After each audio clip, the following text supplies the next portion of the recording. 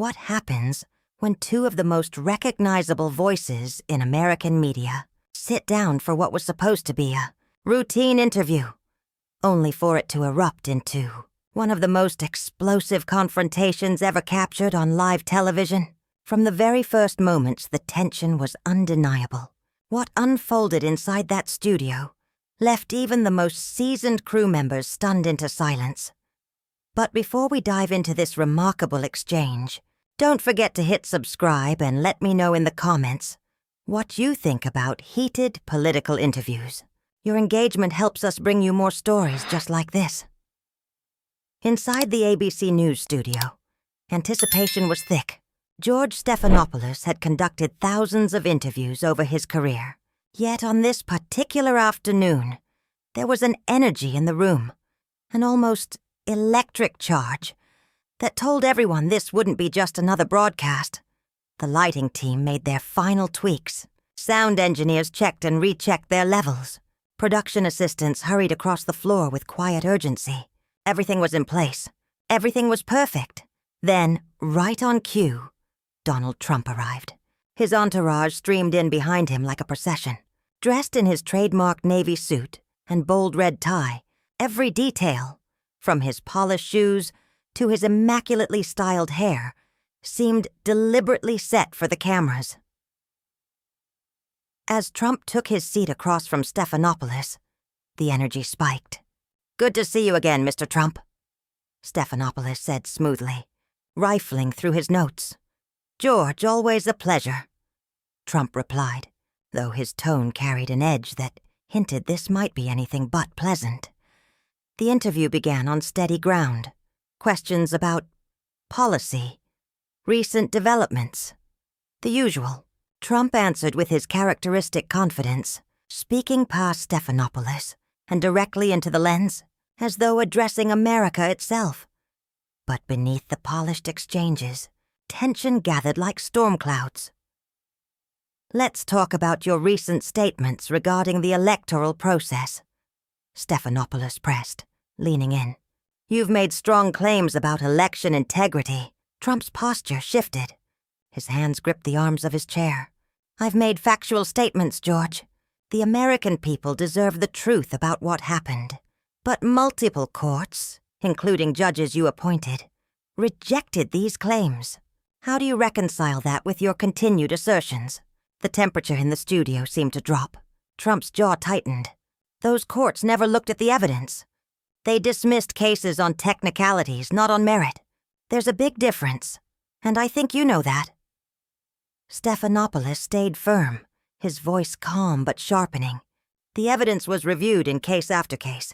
Election officials from both parties, cybersecurity experts, even your own attorney general.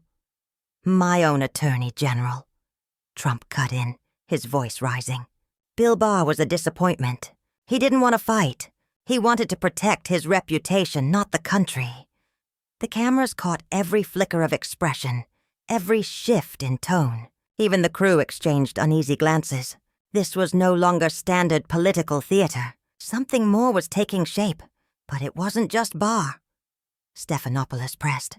"Election officials in Georgia, Arizona, Michigan, Republicans and Democrats alike, confirmed the results." Trump leaned forward, his voice low and forceful. "George, you're just reading from the same script as everyone else in the media. Have you actually looked at the evidence yourself? Or are you just repeating what you're told to say?"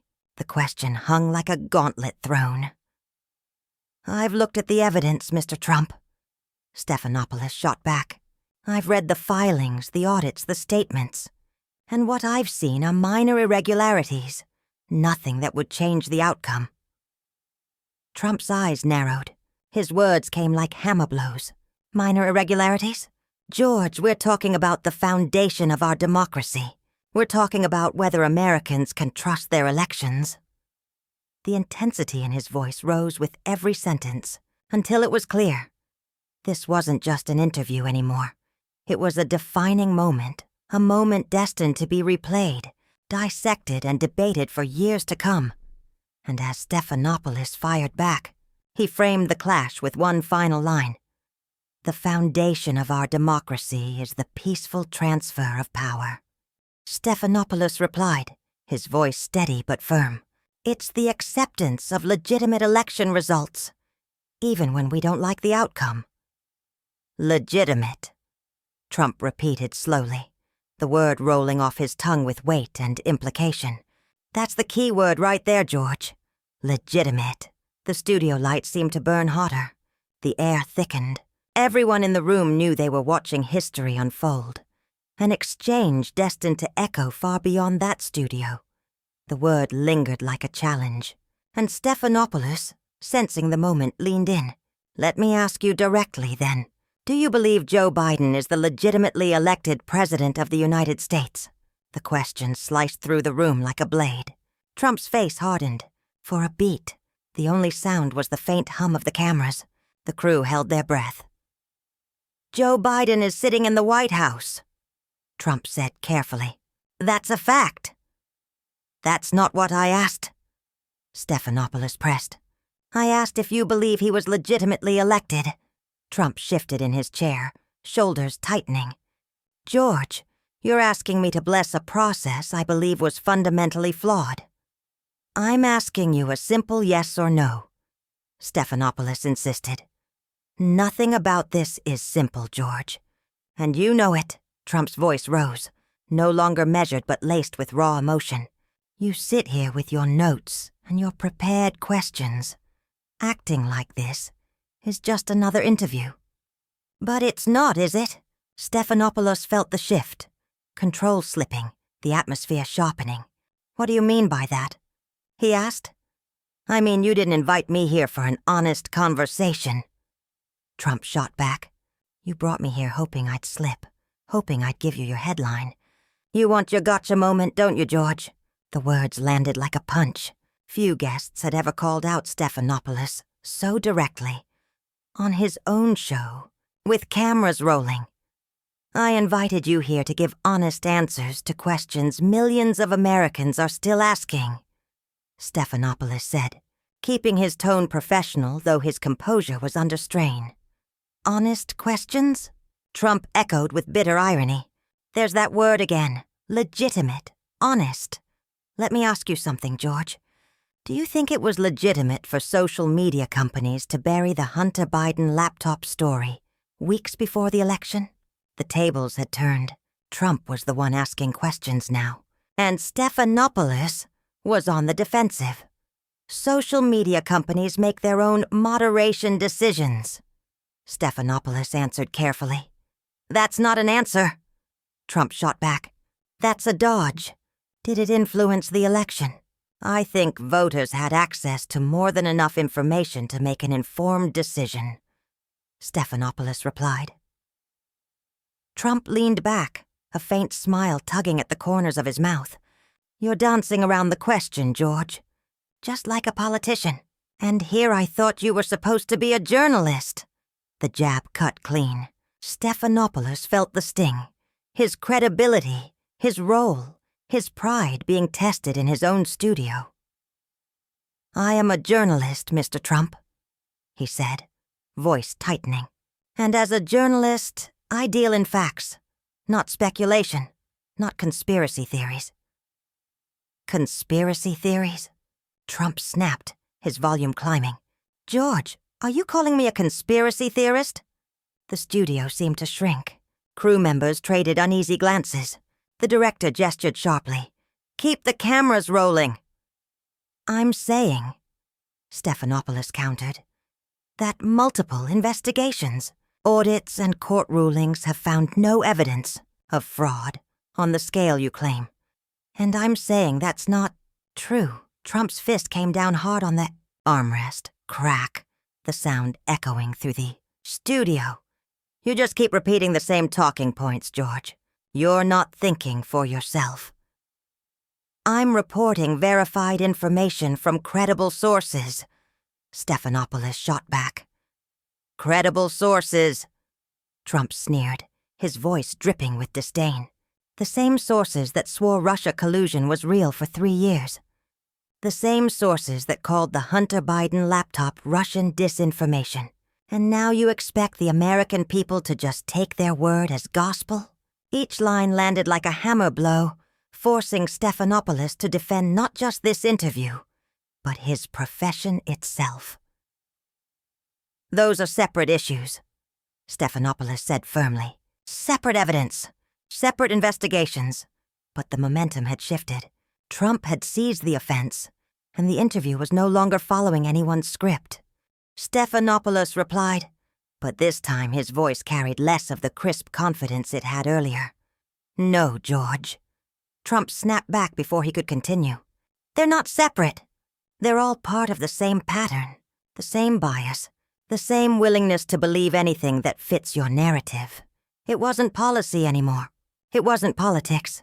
This was about credibility, about the very core of professional integrity. Mr. Trump? Stephanopoulos countered, sitting taller. I've been doing journalism for decades. I've interviewed presidents, prime ministers, world leaders from both parties.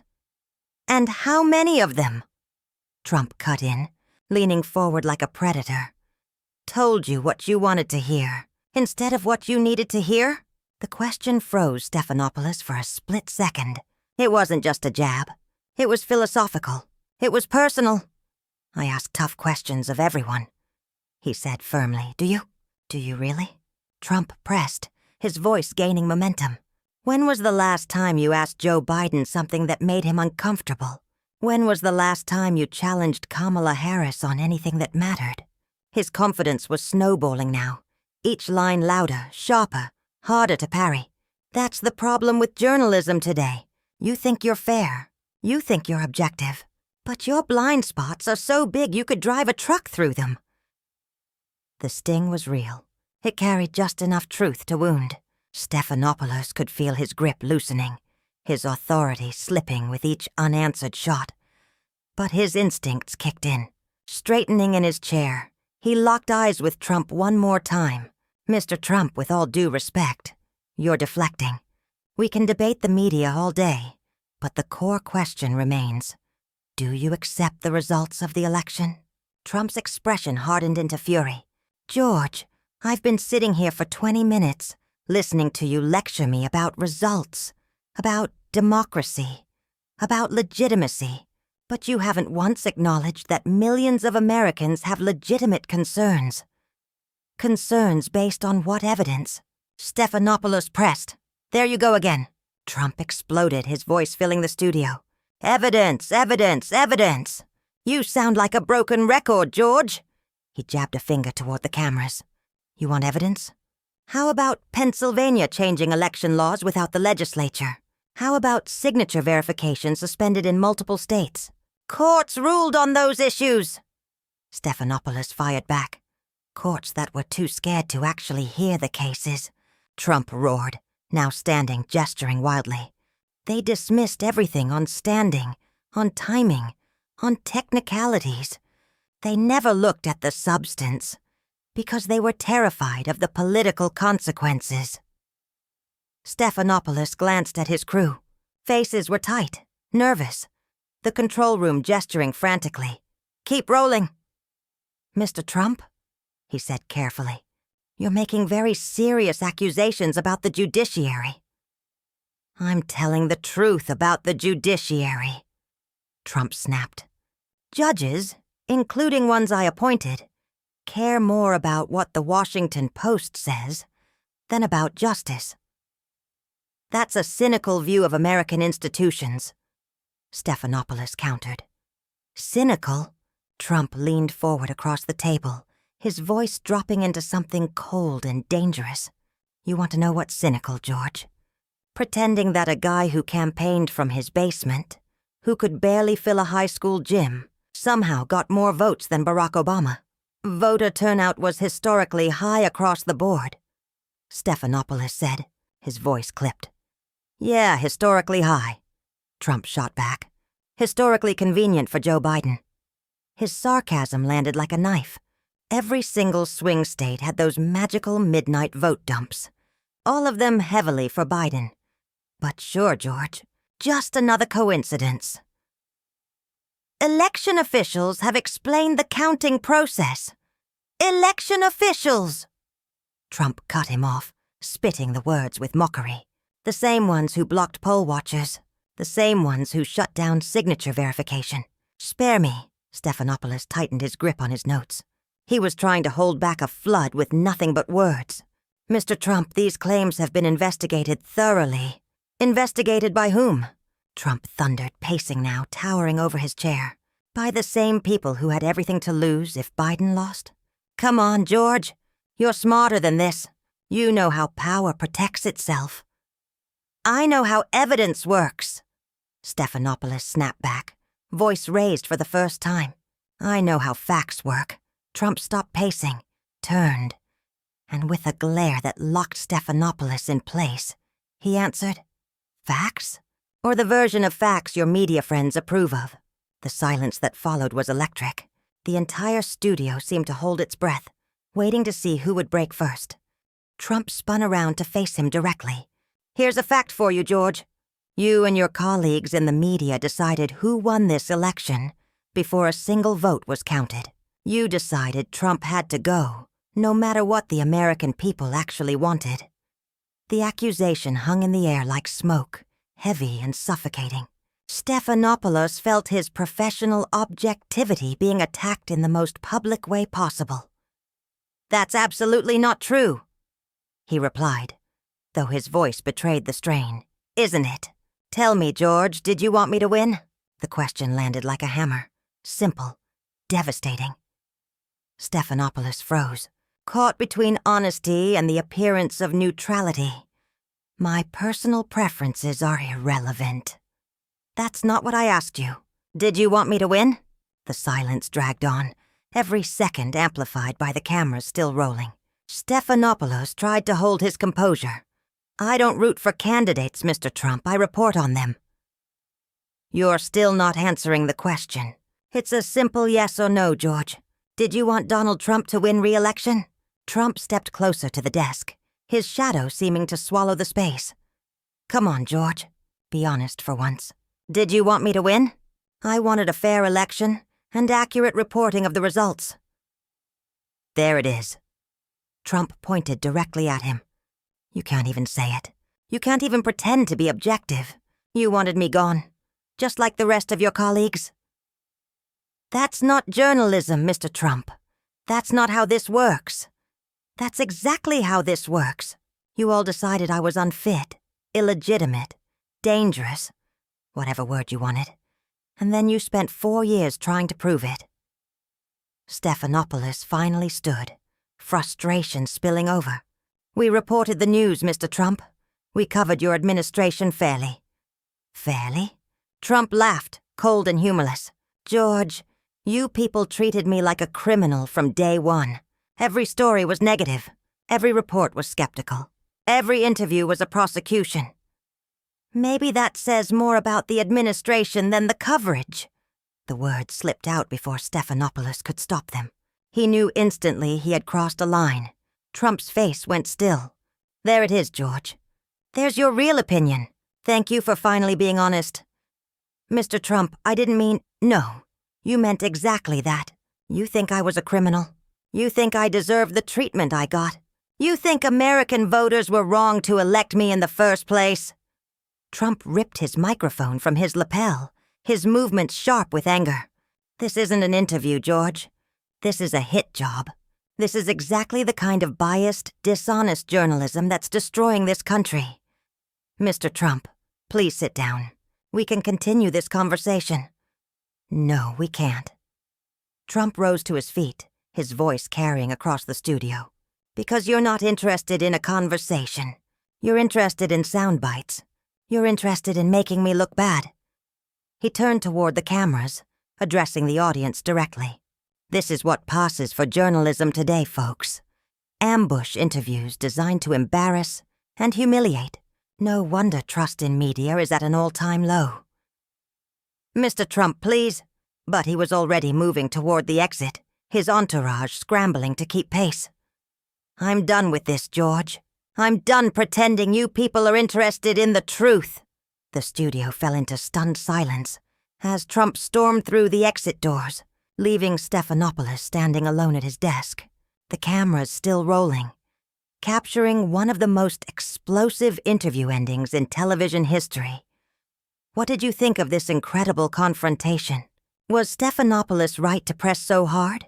Or did Trump have valid points about media bias?